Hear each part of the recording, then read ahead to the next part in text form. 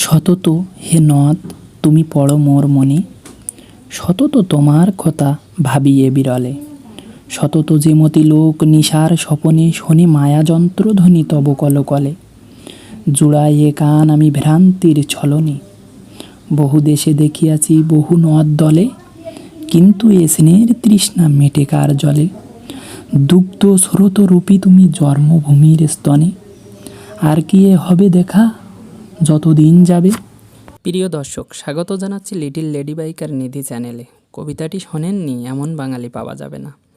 এটি ঊনবিংশ শতাব্দীর অন্যতম শ্রেষ্ঠ কবি মাইকেল মধুসূদন দত্তের কপোতক্ষ নদ কবিতা। আজ আমি আপনাদেরকে দেখাবো এই বিখ্যাত কবির বাড়ি, মামার বাড়ি, কপোতক্ষ নদ এবং কবির বিভিন্ন সাহিত্যকর্ম সম্পর্কে। ভিডিওটি পুরো দেখলে কবি সম্পর্কে সকল তথ্য জানতে পারবেন। আপনি যদি চাকরির পরীক্ষার্থী হয়ে থাকেন, ভিডিওটি আপনার জন্য। তার আগে জেনে নেওয়া যাক এখানে আসবেন কিভাবে। কবির বাড়ি যশোর জেলার কেশবপুর সাগরদাড়ি হলেও এটি সাতক্ষীরা বা খুলনার কাছাকাছি। এজন্য খুলনা থেকে বাসে করে কুমারিয়া কদমতলা বাস স্ট্যান্ডে নেমে 5 কিলোমিটার পথ সাগরদাড়ি মাইকেলের বাড়ি, অথবা দেশের যে কোনো প্রান্ত থেকে বিমান অথবা বাসে করে যশোরে এসে যশোর থেকে বাসে উঠে কেশবপুরে আসতে হবে। কেশবপুরে এসে ভ্যান, ইজি বাইক, মোটর সাইকেলে করে সাগরদাড়ি যেতে হবে। মাইকেল মধুসূদন দত্ত 25শে জানুয়ারি 1824 খ্রিস্টাব্দে কোনো এক শীতের সকালে জন্মগ্রহণ করেন এবং মৃত্যুবরণ করেন 29শে জুন 1873 সালে। ঊনবিংশ শতাব্দীর অন্যতম শ্রেষ্ঠ বাঙালি কবি এবং নাট্যকার ও প্রহসন রচয়িতা। তাকে বাংলার নবজাগরণ সাহিত্যের অন্যতম পুরোধা ব্যক্তিত্ব গণ্য করা হয়। ঐতিহ্যের অনুবর্তিকা অমান্য করে নব্য রীতি পরিবর্তনের কারণে তাকে আধুনিক বাংলা সাহিত্যের প্রথম বিদ্রোহী কবি হিসাবে অভিহিত করা হয়। ব্রিটিশ ভারতের যশোর জেলার এক সম্ভ্রান্ত কায়স্থ বংশে জন্ম হলেও মধুসূদন যৌবনে খ্রিস্টান ধর্ম গ্রহণ করে মাইকেল মধুসূদন নাম গ্রহণ করেন এবং পাশ্চাত্য সাহিত্যের দুর্নিবার আকর্ষণবশত ইংরেজি ভাষায় সাহিত্য রচনায় মনোনিবেশ করেন। জীবনের দ্বিতীয় পর্বে মধুসূদন নিজ মাতৃভাষার প্রতি মনোযোগ দেন। এই পর্বে তিনি বাংলা নাটক, প্রহসন ও কাব্য রচনা করেন। মাইকেল মধুসূদন বাংলা ভাষায় সনেট ও অমিতক্ষর ছন্দের প্রবর্তক। তার সর্বশ্রেষ্ঠ কীর্তি অমিতক্ষর ছন্দে রামায়ণের উপাখ্যান অবলম্বনে রচিত মেঘনাদবধ কাব্য নামক মহাকাব্য। মধুসূদনের ব্যক্তিগত জীবন ছিল নাটকীয় এবং বেদনাঘন। মাত্র 49 বছর বয়সে কলকাতায় এই মহাকবি অকাল মৃত্যু হয় এক শোকবহ অবস্থার মধ্য দিয়ে। জীবন 1824 সালে 25শে জানুয়ারি বাংলা প্রেসিডেন্সির যশোর জেলায়, বর্তমান বাংলাদেশ রাষ্ট্রের যশোর জেলার কেশবপুর উপজেলার সাগরদাড়ি গ্রামের এক সম্ভ্রান্ত হিন্দু কায়স্থ পরিবারে মধুসূদন দত্তের জন্ম হয়। তিনি ছিলেন রাজনারায়ণ দত্ত ও তার প্রথমা পত্নী জাহ্নবী দেবীর একমাত্র সন্তান। রাজনারায়ণ দত্ত ছিলেন কলকাতা সদর দেওয়ানি আদালতের এক খ্যাতনামা উকিল। মধুসূদনের যখন 13 বছর বয়স, সেই সময় থেকেই তাকে কলকাতায় বসবাস করতে হতো। খিদিরপুর সার্কুলার গার্ডেন রিচ রোডে, বর্তমানে কার্ল মার্কস সরণি অঞ্চলে তিনি এক বিরাট অট্টালিকা নির্মাণ করেছিলেন।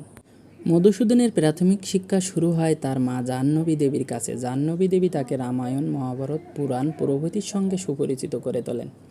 সাগরদাড়ির পাশের গ্রামে শেখপুরা মসজিদের ইমাম মুফতি লুৎফুল হকের কাছে তার প্রাথমিক শিক্ষা শুরু হয়। বিদ্বান ইমামের কাছে তিনি বাংলা, ফার্সি ও আরবি পড়তেন।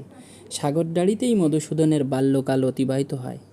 13 বছর বয়সে মধুসূদন কলকাতায় আসেন। স্থানীয় একটি স্কুলে কিছুদিন পড়ার পর তিনি তদন্তীন হিন্দু কলেজ, বর্তমানে প্রেসিডেন্সি বিশ্ববিদ্যালয়ে ভর্তি হন।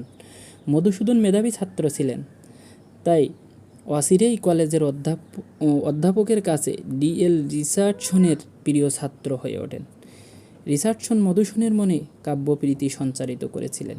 হিন্দু কলেজের প্রাক্তন অধ্যাপক ডিরোজিওর স্বদেশ অনুরাগের স্মৃতিও তাকে বিশেষ উদ্বুদ্ধ করত। এছাড়া কলেজে তার সহপাঠী ছিলেন ভূদেব মুখোপাধ্যায়, রাজনারায়ণ বসু, গৌরদাস বসাক, প্যারীচরণ সরকার প্রমুখ ঊনবিংশ শতাব্দীর বিশিষ্ট ব্যক্তিবর্গ।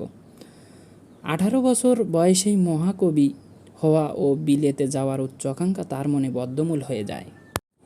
1843 সালে রেভারেন্ড কৃষ্ণমোহন বন্দ্যোপাধ্যায়ের নিকট মধুসূদন খ্রিস্টান ধর্ম গ্রহণের ইচ্ছা ব্যক্ত করেন। এরপর ওই বছর 9 ফেব্রুয়ারি মিশন রোতে অবস্থিত ওয়ার্ল্ড মিশন চার্চ নামে এক অ্যাংলিকান চার্চে গিয়ে তিনি খ্রিস্টান ধর্ম গ্রহণ করেন। তাকে দীক্ষিত করেছিলেন পাদ্রী ডিল্টরি। তিনি তাকে মাইকেল নামকরণ করেন। মধুসূদন পরিচিত হন মাইকেল মধুসূদন দত্ত নামে। তার এই ধর্মান্তর সমাজে ব্যাপক আলোড়ন সৃষ্টি করেছিল। রাজনারায়ণ দত্ত তার বিধর্মী পুত্রকে ত্যায্যপুত্র ঘোষণা করেন। খ্রিস্টান ধর্ম গ্রহণের পর মধুসূদন শিবপুরের বিশপস কলেজে থেকে লেখাপড়া চালিয়ে যান। এখানে তিনি গ্রিক, লাতিন, সংস্কৃত প্রভৃতি ভাষা শিক্ষা করেন। রাজনারায়ণ দত্ত তাকে পরিত্যক্ত করলেও বিশপস কলেজের লেখাপড়ার ব্যয়ভার বহন করছিলেন। 4 বছর পর তিনি টাকা পাঠানো বন্ধ করে দেন। বিশপস কলেজের কয়েকজন মাদ্রাসি ছাত্রর সঙ্গে মধুসূদনের বন্ধুত্ব হয়েছিল। বিশপস কলেজের অধ্যয়ন শেষ করে যখন কলকাতায় চাকরির চেষ্টা করে ব্যর্থ হন মধুসূদন, তখন তার সেই মাদ্রাসি বন্ধুদের সঙ্গে ভাগ্য অন্বেষে মাদ্রাসে বর্তমান চেন্নাই চলে যান মধুসূদন। কথিত আছে আত্মীয় স্বজনদের অজ্ঞাতসারে নিজের পাঠ্যপুস্তক বিক্রি করে সেই টাকায় মাদ্রাজ গিয়েছিলেন তিনি। কর্মজীবন: মধুসূদন মাদ্রাজেও বিশেষ সুবিধা করে উঠতে পারেননি। স্থানীয় খ্রিস্টান ও ইংরেজদের সহায়তায় তিনি একটি স্কুলে ইংরেজি শিক্ষকের চাকরি পান। তবে বেতন যা পেতেন তাতে তার ব্যয়সংকুল হতো না। এই সময় তাই তিনি ইংরেজি পত্রিকায় লিখতে শুরু করেন। মাদ্রাজ ক্রনিকল পত্রিকায় ছদ্মনামে তার কবিতা প্রকাশিত হতে থাকে। হিন্দু ক্রনিকল নামে একটি পত্রিকাও সম্পাদনা করেছিলেন তিনি, কিন্তু অল্পকালের মধ্যেই অর্থাভাবে পত্রিকাটি বন্ধ করে দিতে হয়। 25 বছর বয়সে নিদারুণ দারিদ্র্যের মধ্যেই তিনি দ্য ক্যাপটিভ লেডি তার প্রথম কাব্যটি রচনা করেন। কবি ও দক্ষ ইংরেজি লেখক হিসেবে তার সুনাম ছড়িয়ে পড়ে। বিবাহ: মাদ্রাজে আসার কিছুকাল পরেই মধুসূদন রেবেকা ম্যাকটিভিস নামে এক ইংরেজি যুবতীকে বিবাহ করেন। উভয়ের দাম্পত্য জীবন 8 বছর স্থায়ী হয়েছিল। রেবেকার গর্ভে মধুসূদনের 2 পুত্র ও 2 কন্যার জন্ম হয়। মাদ্রাজ জীবনের শেষ পর্বে রেবেকার সঙ্গে বিবাহ বিচ্ছেদ হওয়ার অল্পকাল পরে মধুসূদন অ্যামিলিয়া হেনরিয়েটা সোফিয়া নামে এক ফরাসি তরুণীকে বিবাহ করেন। মধুসূদনের সারা জীবনের সঙ্গী ছিলেন এই স্ত্রী। এদিকে মাইকেলের তার এক কবি দ্য ক্যাপটিভ লেডি বন্ধু গৌর দাস বসাককে উপহার পাঠালে গৌর দাস সেটিকে জে.ই.ডি. বেথুনের কাছে উপহার হিসেবে পাঠান। উক্ত গ্রন্থ পাঠ করে অভিভূত বেথুন মাইকেলকে চিঠি লিখে দেশে ফিরে আসতে এবং বাংলায় কাব্য রচনা করতে পরামর্শ দেন। 1856 সালে মধুসূদন কলকাতায় ফিরে আসেন। পত্নীকে সেই সময় তিনি সঙ্গে আনেননি। ফ্রান্সে: কবি ইংল্যান্ডে আইন বিষয়ে লেখাপড়া করতে গিয়েছিলেন, কিন্তু সেখানে আবহাওয়া এবং বর্ণবাদিতার কারণে বেশি দিন ইংল্যান্ডে থাকেননি। তারপর তিনি 1860 সালে ফ্রান্সের ভার্সাই নগরীতে চলে যান, কিন্তু তার আর্থিক অবস্থা ছিল খুব খারাপ। একমাত্র ঈশ্বরচন্দ্র বিদ্যাসাগরের জন্য তিনি তার আইন বিষয়ে পড়া শেষ করে ভারতে আসতে সক্ষম হয়েছিলেন, কিন্তু তিনি কখনোই কলকাতায় তার এই লেখাপড়াকে কাজে লাগাননি। উপরন্তু দারিদ্রতার জন্য মৃত্যুবরণ করেন। সাহিত্যকর্ম: মধুসূদন দত্ত নাট্যকার হিসেবে প্রথম বাংলা সাহিত্যের অঙ্গনে পদার্পণ করেন। রামনারায়ণ তর্করত্ন বিরচিত রত্নাবলী নাটকের ইংরেজি অনুবাদ করতে গিয়ে তিনি বাংলা নাট্য সাহিত্যে উপযুক্ত নাটকের অভাব বোধ করেন। এই অভাব পূরণের লক্ষ্য নিয়েই তিনি নাটক লেখায় আগ্রহী হয়েছিলেন। 1859 খ্রিস্টাব্দে তিনি রচনা করেন শর্মিষ্ঠা নাটক। এটিই প্রকৃত অর্থে বাংলা ভাষায় রচিত প্রথম মৌলিক নাটক। 1860 খ্রিস্টাব্দে তিনি রচনা করেছিলেন 2টি প্রহসন, যথা একেই কি বলে সভ্যতা এবং বুড়ো শালিকের ঘাড়েরও এবং পূর্ণাঙ্গ পদ্মাবতী নাটক। পদ্মাবতী নাটকেই তিনি প্রথম অমিতক্ষর ছন্দের ব্যবহার করেন। 1860 খ্রিস্টাব্দে তিনি অমিতক্ষরে লেখেন তিলোত্তমা সম্ভার কাব্য। এরপর একে একে রচিত হয় মেঘনাদ বধ কাব্য 1861 নামে মহাকাব্য, ব্রজঙ্গনা কাব্য 1861, কৃষ্ণকুমারী নাটক 1861, বীরাঙ্গনা কাব্য 1862, চতুর্দশপদী কবিতাবলী 1866। তার সর্বশ্রেষ্ঠ কীর্তি অমিতক্ষর ছন্দে রামায়ণের উপাখ্যান অবলম্বনে রচিত মেঘনাদ বধ কাব্য নামক মহাকাব্য। তার অন্যতম উল্লেখযোগ্য গ্রন্থাবলী হল the captive lady, Sharmishtha, Krishnakumari নাটক, পদ্মাবতী নাটক, বুড়ো শালিকের ঘাড়েরও একেই কি বলে সভ্যতা, তিলোত্তমা সম্ভার কাব্য, বীরাঙ্গনা কাব্য, ব্রজঙ্গনা কাব্য, চতুর্দশপদী কবিতাবলী, হেক্টর বধ ইত্যাদি। সাহিত্য জীবনের অনুপ্রেরণা। মধুসূদন দত্ত তার সাহিত্য জীবনে বিশেষ করে ইংরেজ কবি লর্ড বায়রনের সাহিত্যকর্ম এবং তার জীবন দ্বারা অত্যন্ত বেশি অনুপ্রাণিত হয়েছিলেন। তার মহান সৃষ্টি মেঘনাদ বধ কাব্য মহাকাব্য প্রকাশ এবং এটি পরিচিতি করে তোলা যদিও খুব সহজ ছিল না, তারপরও তিনি নিজেকে মহাকাব্যটির মাধ্যমে বাংলা সাহিত্যে এক স্বতন্ত্র ভাব প্রকাশ করেছিলেন। তারই অংশ হিসাবে তিনি কাব্যে প্রথম হোমেরিক স্টাইলের লেখার প্রবর্তন করেন। তিনি এক সময় নিজেকে বলেছিলেন, আমি এক সকালে উঠে নিজেকে সফল হিসাবে পাইনি। এই কাব্যে সফলতা বহু বছরের কঠিন পরিশ্রমের মাধ্যমেই সম্ভব হয়েছে। ভাষাগত দক্ষতা। মাইকেল মধুসূদন দত্ত ছিলেন বহু ভাষাবিদ। মাতৃভাষা ছাড়া তিনি আরও 12টি ভাষা জানতেন। শিশুকালে গ্রামের টোল থেকে ফার্সি ভাষা শিক্ষার মাধ্যমে তার ভাষা শিক্ষা শুরু হয়। তিনি ইংরেজি ছাড়াও ল্যাটিন, গ্রিক, ফার্সি, হিব্রু, তেলুগু, তামিল ইত্যাদি ভাষায় অনায়াসে কথা বলতে পারতেন। তিনি এমনকি ফার্সি ও ইতালি ভাষায় কবিতাও লিখতে পারতেন।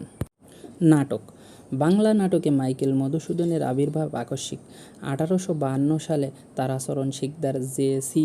গুপ্ত ও রামনারায়ণ তর্করত্নের হাত ধরে বাংলায় শৌখিন নাট্যমঞ্চে নাট্য মঞ্চায়ন শুরু হয়। এই সময় লেখা নাটকগুলির গুণগত মান খুব ভালো ছিল না। 1858 সালে পাইকপাড়ার জমিদার ঈশ্বরচন্দ্র সিংহ এবং প্রতাপচন্দ্র সিংহের পৃষ্ঠপোষকতায় কলকাতায় বেলগাছিয়া নাট্যমঞ্চে রামনারায়ণ তর্করত্নের রত্নাবলী নাটকটি অভিনীত হয়। শিল্পগুণ বিবর্জিত এই সাধারণ নাটকটির জন্য জমিদারের বিপুল অর্থ ব্যয় ও উৎসাহ দেখে মধুসূদনের শিক্ষিত মন ব্যথিত হয়ে ওঠে। এরপর তিনি নিজে নাট্য রচনায় ব্রতী হন। রামনারায়ণ তর্করত্নের সংস্কৃত নাট্যশৈলীর প্রথা ভেঙে তিনি পাশ্চাত্য শৈলীর অনুসরণে প্রথম আধুনিক বাংলা নাটক রচনা করেন। মাইকেল মধুসূদনের নাট্যচর্চা কাল ও রচিত নাটকের সংখ্যা দুটোই সীমিত। 1859 থেকে 1861 এই 3 বছর তিনি নাট্যচর্চা করেন। এই সময়ে তার রচিত নাটকগুলি হল শর্মিষ্ঠা 1859, একেই কি বলে সভ্যতা 1860 সালে, বুড়ো শালিকের ঘাড়েরও 1860, পদ্মাবতী 1860, কৃষ্ণকুমারী 1861, এছাড়াও মৃত্যুর পূর্বে মায়াকানন 1874 নামে একটি অসমাপ্ত নাটক। মায়াকানন। কৃষ্ণকুমারী নাটক রচনার পর মাইকেল কাব্য রচনায় পুরোদমে মনোনিবেশ করেন। শেষ জীবনে মৃত্যুশয্যায় শুয়ে বেঙ্গল থিয়েটারের কর্ণধার শরৎচন্দ্র ঘোষের অনুরোধে তিনি মায়াকানন নাটকটি রচনায় হাত দেন। নাটকটি তিনি শেষ করতে পারেননি, করেছিলেন ভুবন মুখোপাধ্যায়। দেখতে পাচ্ছেন আমরা এলাকার একটা স্থানীয় ভাইয়ের সাথে কথা বলবো। সে এখানে বাড়ি। ভাই, আপনার নামটা কি জানো? সুজন দেবনাথ। আচ্ছা ভাই, আপনি বলছিলেন যে এটা কবির মামার বাড়ি। হ্যাঁ, মামার বাড়ি। ওনার মামাদের সম্পর্কে কি আপনি জানেন কিছু? না, আমি কিভাবে এটা দাদু ঠাম্মার কাছে আর কি শুনেছি এটা তার মামার বাড়ি, এই আর কি। এটা কবির মামার বাড়ি হ্যাঁ ছিল। প্রিয় দর্শক, আমরা আবারও ফিরে আসলাম নাটকে। শর্মিষ্ঠা। শর্মিষ্ঠা একটি পৌরাণিক নাটক, রচনাকাল 1859। এটি আধুনিক পাশ্চাত্য শৈলীতে রচিত প্রথম বাংলা নাটক। নাটকের আখ্যান বস্তু মহাভারতের আদি পর্বে বর্ণিত রাজা যযাতি, শর্মিষ্ঠা ও দেবযানের ত্রিকোণ প্রেমের কাহিনী থেকে গৃহীত। অবশ্য পাশ্চাত্য নাট্যশৈলীতে লিখলেও মাইকেল এই নাটকের সংস্কৃত শৈলীকে সম্পূর্ণ বর্জন করেননি। এই নাটকের কাব্য ও অলঙ্কার, বহু দীর্ঘ সংলাপ, ঘটনার বর্ণনাত্মক রীতি, প্রবেশক, নটি, বিদূষক প্রভৃতি ব্যবহার সংস্কৃত শৈলীর অনুরূপ। আবার ইংরেজি সাহিত্যের রোমান্টিক ধারার প্রভাবও এই নাটকে স্পষ্ট। প্রথম রচনা হিসেবে ত্রুটি বিচ্যুতি থাকলেও সেই যুগে শিক্ষিত ইংরেজি পাঠক সমাজে এই নাটকটি খুবই সমাদৃত হয়। বেলগাছিয়া রঙ্গমঞ্চে সাফল্যের সঙ্গে নাটকটি অভিনীত হয়। বুড়ো শালিকের ঘাড়েরও একেই কি বলে সভ্যতা। শর্মিষ্ঠার পরে 1860 সালে মাইকেল রচনা করেন একেই কি বলে সভ্যতা ও বুড়ো শালিকের ঘাড়েরও নামে দুটি প্রহসন। এই প্রহসন দুটি তার দুটি শ্রেষ্ঠ নাট্য রচনা। প্রথম নাটকটি নাটকটির বিষয় ছিল ইংরেজি শিক্ষিত নব্য বাবু সম্প্রদায়ের উচ্ছৃঙ্খলতা ও দ্বিতীয় বিষয়টি ছিল সনাতনপন্থী সমাজপতিদের নৈতিক চরিত্রের অধঃপতন। এই নাটকে মাইকেলের পর্যবেক্ষণ সত্যি, সমাজ বাস্তবতাবোধ ও কাহিনী, চরিত্র ও সংলাপ রচনায় কুশলতা বিশেষ প্রশংসা লাভ করে।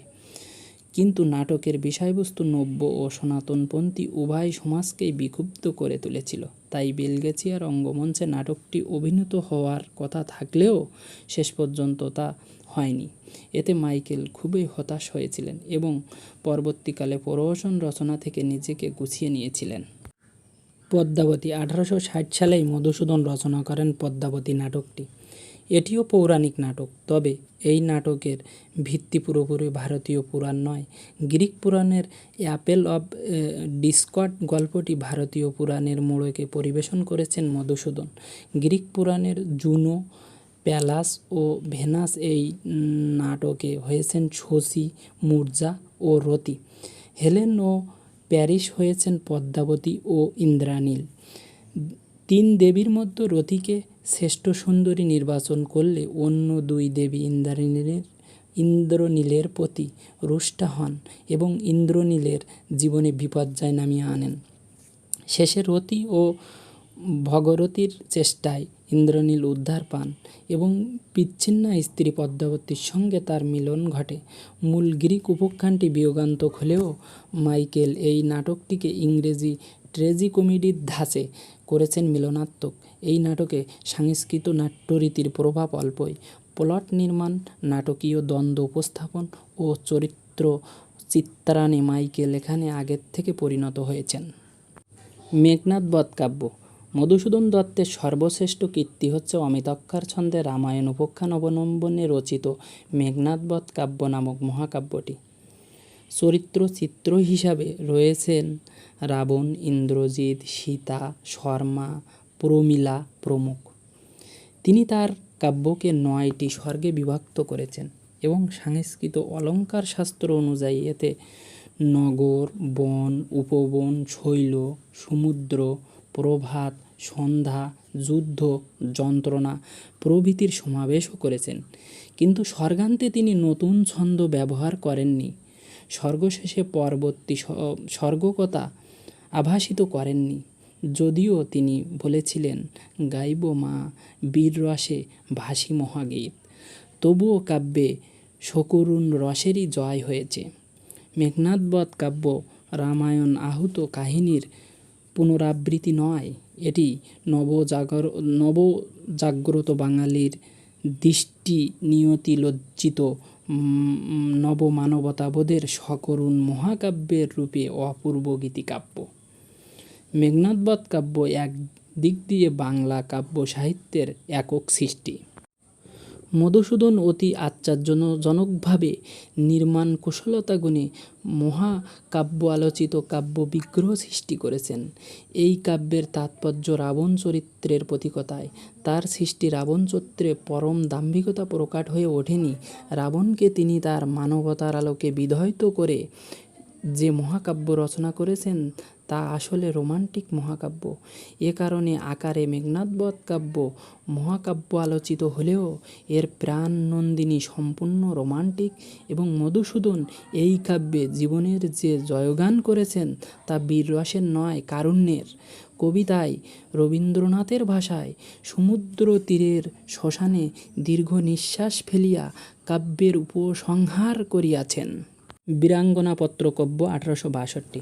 বাংলা সাহিত্যে পত্রাকার কাব্য রচনায় প্রথম দেখা যায় বীরাঙ্গনা কাব্যে। 1862 সালে এই গ্রন্থ রচিত ও প্রকাশিত হয়। দুষ্মন্তের প্রতি শকুন্তলা, সোমের প্রতি তারা, দ্বারকানাথের প্রতি রুক্মিণী, দশরথের প্রতি কইকেয়ী, লক্ষ্মণের প্রতি শূর্পণখা, অর্জুনের প্রতি দ্রৌপদী, দুর্যোধনের প্রতি ভানুমতী, জয়দ্রথের প্রতি দুঃশলা, শান্তনুর প্রতি জাহ্নবী, বিরূপার প্রতি উর্বশী, নীলধ্বজের প্রতি জনা, এই 11টি পত্ররূপী কবিতা নিয়ে কাব্যগ্রন্থটি রচিত। মধুসূদন তার কাব্যে এই নারীদের পুরাণ পরিচিতির মূলে আঘাত করেছেন। তিনি মানবিক অনুভূতির আলোকে নারী হৃদয়ের কথোকথায় ব্যক্ত করিয়েছেন। দাম্পত্য জীবন। মাদ্রাজে গিয়ে প্রতিষ্ঠা লাভের চেয়েও কবি যে বিশেষ কাজটি করেছিলেন তা হচ্ছে এক শ্বেতাঙ্গীকে বিয়ে করা। মাদ্রাজে অবস্থানকালীন সময়ে তিনি রেবেকা ম্যাকটাভিস নামক এক ইংরেজ যুবতীকে বিয়ে করেন। অরফান আসাইলাম স্কুলে পড়াতে শুরু করার পরেই পরিচিত হয় তার ভাবী স্ত্রী রেবেকার সাথে। বিয়ের এই প্রক্রিয়াটি অবশ্য খুব সহজ ছিল না। তার বন্ধু গৌরী দাসকে লিখেছিলেন, রেবেকাকে পেতে খুব ঝামেলা হয়েছিল। বুঝতেই তো পারছ তার রেবেকা সমস্ত শুভাকাঙ্ক্ষী এই বিয়ের বিরুদ্ধে ছিলেন। তাদের বিয়ে সম্পাদন হয় 31 জুলাই 1848 সালে।